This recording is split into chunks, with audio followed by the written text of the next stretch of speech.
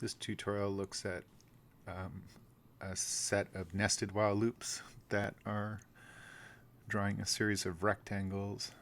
And so we have a much larger collection than in the previous example where we just had a row of, I think, 9 objects being drawn inside of a single while loop. This has nested while loops.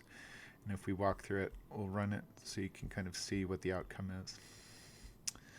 So we've got a series of rectangles, columns, and rows. So if we look at the code, we can see all the usual stuff until we get to this while loop.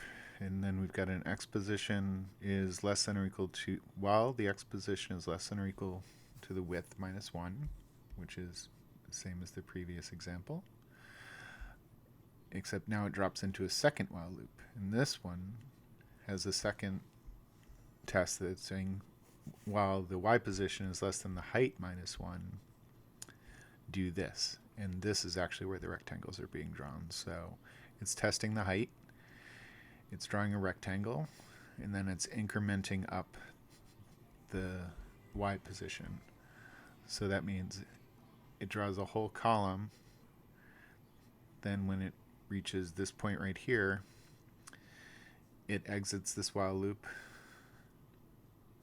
resets the y position to 50, and increments up the x position and drops back into this while loop again. So we move back and forth between column, reset, column, reset, column, reset until we get all the way to here, and then it exits both nested while loops, and you get resets the x position to 50, starts all over. And then, again, remember, while it's in the loops, it's doing all the calculations, and then it draws it when it exits a while loop. So it's much faster. Okay.